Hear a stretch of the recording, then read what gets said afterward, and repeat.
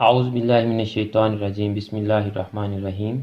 अज़ीज़ तलबा तालिबात, मोहतरम साज़ा इकराम और न्यू नॉलेज अकेडमी के नाज़रीन, अस्सलामु अलैकुम व रहमतुल्लाहि व बरकातुहू। हम प्रिंसिपल्स ऑफ अकाउंटिंग के चैप्टर डेप्रिसिएशन को पढ़ रहे हैं और अगर आप प्रिंसिपल्स ऑफ अकाउंटिंग के स्टूडेंट नहीं हैं तो आप इस वीडियो को फॉरवर्ड कर दें, हमारे चैनल को सब्सक्राइब कर लें और बेल आइकन को दबाकर ऑल नोटिफिकेशंस को ऑन कर लें। और स्टूडेंट्स, अगर आप प्रिंसिपल्स ऑफ अकाउंटिंग के स्टूडेंट हैं और डेप्रिसिएशन का चैप्टर आपके सिलेबस में है तो आज की ये वीडियो आप ही के लिए है। और अगर आप न्यू हैं तो हम आपको बताते चलें कि हम इससे पहले डेप्रिसिएशन के 2 लेक्चर रिकॉर्ड कर चुके हैं।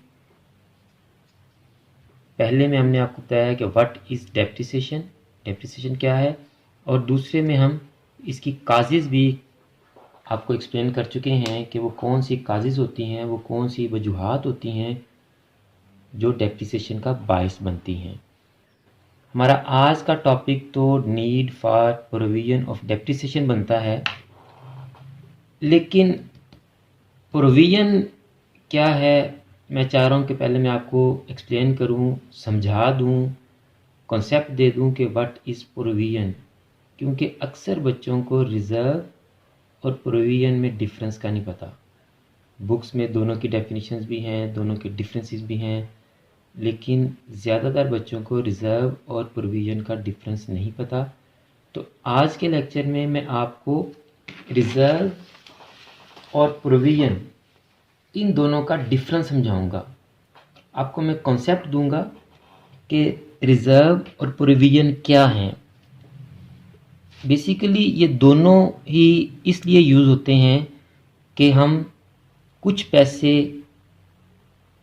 सेव करके रख लेते हैं तो उसको हम रिज़र्व भी कहते हैं और प्रोविजन भी कहते हैं। अब किन कंडीशंस में हम प्रोविजन कहते हैं और किन कंडीशंस में हम रिज़र्व कहते हैं उनको, या किन कंडीशंस में हम रिज़र्व की काउंटिंग ट्रीटमेंट करते हैं और किन कंडीशंस में हम प्रोविजन की काउंटिंग ट्रीटमेंट करते हैं, आज के लेक्चर में मैंने आपको ये कॉन्सेप्ट देना है और इंशाल्लाह आज आप इसको समझ भी जाएंगे। तो बिल्कुल उसी तरह जिस तरह पिछले मैंने तमाम लेक्चर्स में आपको जो कॉन्सेप्ट दिए हैं वो प्रैक्टिकल एग्जाम्पल से दिए हैं, तो आज भी हम एक प्रैक्टिकल एग्जाम्पल लेंगे और मेरी कोशिश यही होती है कि प्रैक्टिकल एग्जाम्पल ऐसी लूँ जिसमें आप ख़ुद भी इन्वॉल्व होते हो किसी ना किसी तरह से, ताकि आपको समझने में आसानी हो। तो आज की जो प्रैक्टिकल एग्जाम्पल है वो भी एक फैमिली की है। ऑब्वियसली आप तमाम एक फैमिली का हिस्सा हैं और फैमिली में रहते हैं। तो लेट्स सपोज आप एक ऐसी फैमिली का हिस्सा हैं जिसकी जो इनकम है मंथली वो 50,000 है।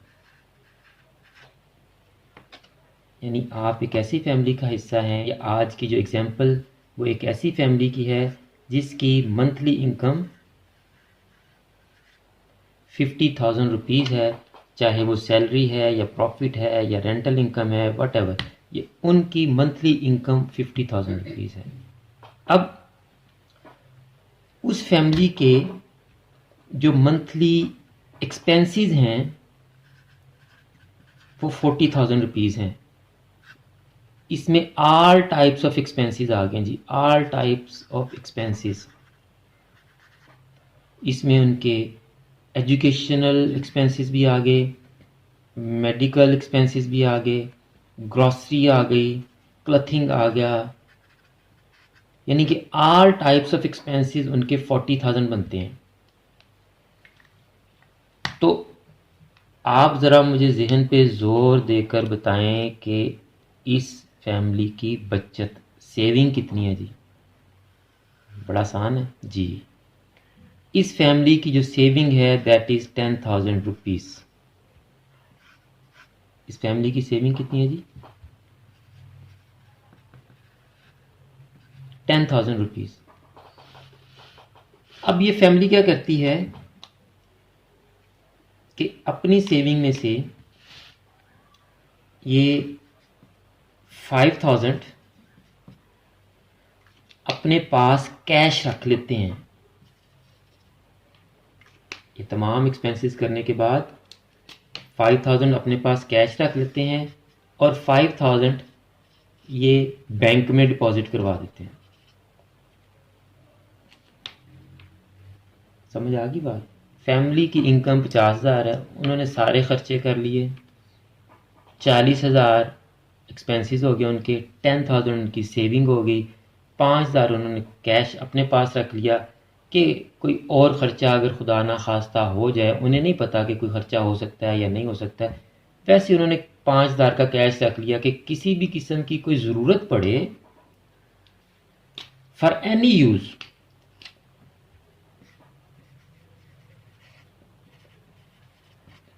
कोई भी ज़रूरत उनको पड़ सकती है, इसलिए उन्होंने 5,000 पास रख लिए, 5,000 बैंक में जमा करवा दिए। यहाँ तक क्लियर है जी? कोई मसला तो नहीं यहाँ तक? Very good. अब हुआ क्या कि इस फैमिली को ये जो मंथ ऑफ फरवरी है, करंट मंथ जो हमारा है,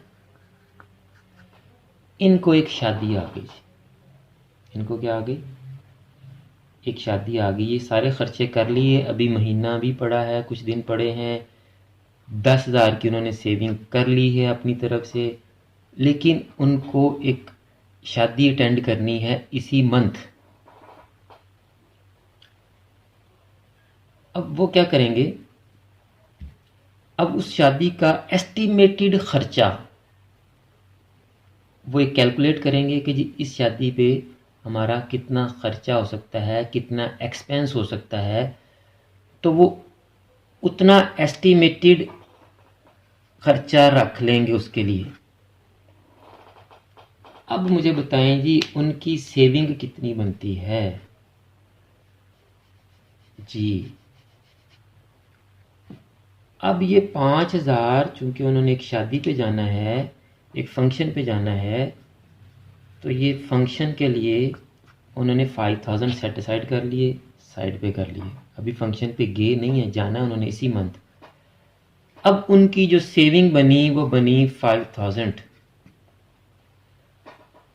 अब ये उनकी सवाबदीद पर है कि वो 5,000 को पास ही रखें ताकि कोई और ख़र्चा अगर आ जाए तो उसको मीट कर लें, या बैंक में डिपॉजिट कर दें। ये उनकी मर्ज़ी है कि उस सेविंग को अब कैसे यूज़ करते हैं। लेट्स सपोज इसी एग्जांपल में हम ये फ़र्ज़ करें कि वो 5,000 अपने पास ही रखते हैं एनी यूज़ के लिए। अब वो बैंक में कुछ भी जमा नहीं करवा रहे। गॉट इट जी? अब जो पहली एग्जांपल हमने ली थी, बगैर शादी के, बगैर फंक्शन के, उनकी जो सेविंग बन रही थी वो 10,000 बन रही थी। अब उनकी फंक्शन आ गया, उनको शादी पे जाना पड़ेगा उनको। अब उनकी सेविंग कितनी बन रही है? 5,000। यानी कि इस फंक्शन ने इस फैमिली की सेविंग को इफ़ेक्ट किया है। इस फंक्शन की वजह से इस फैमिली की सेविंग अफेक्ट हुई है कि फंक्शन से पहले इनकी सेविंग्स 10,000 थी, फंक्शन के बाद इनकी सेविंग्स 5,000 रह गई है। इस 5,000 को भी वो अल्टरनेटली यूज़ कर सकते हैं, चाहे तो अपने पास रख लें, चाहे तो बैंक में डिपॉजिट करवा दें, पे कोई पाबंदी नहीं है। समझ आ गई? अब इसको हम कन्वर्ट करते हैं एक बिजनेस की इनकम में। लेट्स सपोज ये बिजनेस की इनकम है 50,000। उन्होंने तमाम एक्सपेंसेस कर लिए, 40,000 उनको बचे। अब ये फंक्शन क्या है? उनको कोई एक ऐसा एक्सपेंस या लॉस एक्सपेक्टेड है कि हो सकता है, जैसे उनको शादी पे जाना पड़ेगा, उनको पता है कि हमने जाना ही जाना है, तो वो खर्चा होना ही होना हमारा। इसी तरह बिजनेस को डिफरेंट एक्सपेंसेस और लॉसेस बियर करने पड़ते हैं, और उन एक्सपेंसेस और लॉसेस के लिए business estimated amount set aside कर लेती है, साइड पर रख लेती है। तो उन एक्सपेक्टेड लॉसेस और एक्सपेंसेस के लिए बिजनेस कुछ अमाउंट साइड पर कर लेते हैं। संभाल के रख लेते हैं, रिजर्व रख लेते हैं उनको हम टेक्निकली कहेंगे प्रोविजन। देखें, ये भी फैमिली ने 5000 साइड पर रखे हुए थे, ये भी 5000 साइड पर रखे हुए थे, लेकिन ये 5000 फैमिली ने किसके लिए रखे हैं? फंक्शन के लिए। और ये 5000 फैमिली ने किसके लिए रखे हैं? किसी भी मकसद के लिए, कोई भी उनको ज़रूरत पड़ सकती है तो वहाँ इस्तेमाल कर सकते हैं। इसी तरह जब बिजनेस ने ये 5000 रखे किसी ख़ास खर्चे के लिए या किसी ख़ास नुकसान के लिए जो उसको इसी मंथ इसी अकाउंटिंग पीरियड में उसने बियर करना है, तो वो कहलाएगा प्रोविजन। वो क्या कहलाएगा? प्रोविजन। और उस एक्सपेंस से या उस लॉस से बिजनेस का प्रॉफिट इफेक्ट होगा, बिजनेस का प्रॉफिट कम होगा। और अगर बिजनेस कोई भी अमाउंट, जैसे इस फैमिली ने अपने पास कैश रख लिया कि कोई भी खर्चा हम इससे कर सकते हैं, और अगर बिजनेस इस तरह से अमाउंट साइड पर रखे, संभाल के रखे, तो उसको हम कहते हैं रिजर्व।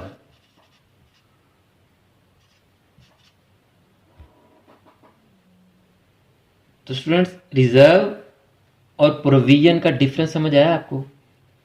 कि प्रोविजन की वजह से प्रॉफिट इफेक्ट होता है और रिजर्व की वजह से प्रॉफिट इफेक्ट नहीं होता, बल्कि प्रॉफिट हो तो रिजर्व रख लेते हैं, प्रॉफिट ना हो तो रिजर्व नहीं रखते। अंडरस्टैंड? मिसाल के तौर पर अगर बिजनेस को किसी खास खर्चे के लिए या लॉस के लिए यहां 10,000 रखने पड़ रहे हैं, तो फिर बिजनेस का प्रॉफिट कुछ नहीं होगा, जीरो। बिजनेस का प्रॉफिट कुछ नहीं होगा। जब प्रॉफिट ही नहीं होगा तो रिजर्व भी नहीं रख सकता बिजनेस। और अगर खुदा ना खास्ता बिजनेस को वो खर्चा 15,000 का पड़ना है, तो बिजनेस को 5,000 का लॉस हो जाएगा।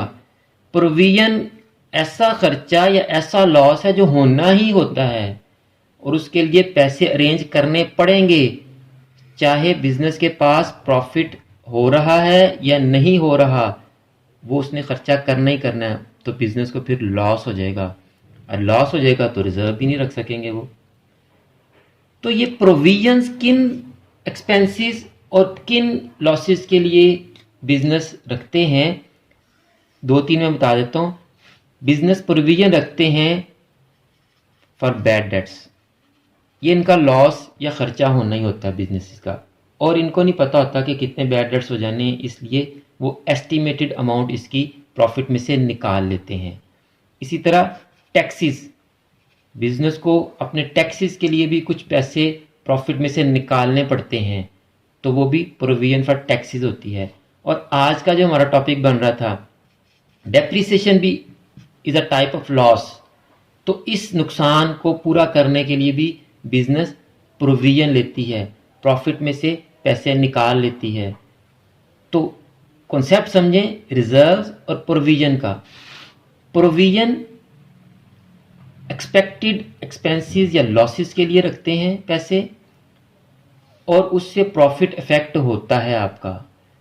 और रिजर्व प्रॉफिट में से रखते हैं किसी भी मकसद के लिए, बिजनेस को सपोर्ट करने के लिए, कि अगर बिजनेस को कोई भी खर्चा, कोई भी एक्सपेंस करना पड़ेगा या कोई भी लॉस आ जाए तो उसको बियर करना पड़े, तो उसको हम रिजर्व कहते हैं। रिजर्व प्रॉफिट में से निकालते हैं और प्रोविजन प्रॉफिट को कम करते हैं। It is a type of expense, ये आपका खर्चा है। प्रोविजन को हम प्रॉफिट एंड लॉस में डेबिट करते हैं, जबकि reserve profit and loss appropriation account में आता है कि हम प्रॉफिट के बाद उसकी जो अपॉर्शनमेंट करते हैं उसी में हम एक रिजर्व भी निकाल लेते हैं। तो मुझे उम्मीद है कि आपको रिजर्व और प्रोविजन का कॉन्सेप्ट बड़ी अच्छी तरह समझ आ गया होगा। अगर आपको आज की वीडियो से प्रोविजन और रिजर्व का कॉन्सेप्ट समझ आ गया है तो आप कमेंट्स में लाजमी अपनी राय दें। और अगर आपको आज की वीडियो अच्छी लगी है तो आप इस वीडियो को लाइक लाजमी करें, और इस वीडियो को और चैनल की दूसरी वीडियोस को भी आप अपने क्लास फेलोज़ और फ्रेंड्स के साथ लाजमी शेयर किया करें, ताकि जिस तरह आप इन वीडियोस से सीख रहे हैं, आपके क्लास फेलोज़ और फ्रेंड्स भी इन वीडियोस से सीख सकें और उनका भी फ़ायदा हो सके। और अगर आपने अभी तक चैनल को सब्सक्राइब नहीं किया तो चैनल को सब्सक्राइब कर लें, बेल आइकन को दबा दें और ऑल नोटिफिकेशन को लाजमी ऑन कर लें, ताकि नेक्स्ट जितनी भी वीडियोस हम आपके लिए अपलोड करें वो आपके पास बराह रास्त और बर वक्त पहुँच सकें। आखिर में मेरी दुआ है कि अल्लाह ताला तमाम स्टूडेंट्स को, मेरे तमाम नाजरीन को और पूरी उम्मत मुस्लिमा को दीनों दुनिया के तमाम इम्तहानात में कामयाबियाँ अता फरमाए और हम सब का ख़ात्मा बिल ईमान फरमाए। मेरे लिए भी दुआ किया करें। अगली वीडियो तक के लिए फ़ी अमानिल्लाह।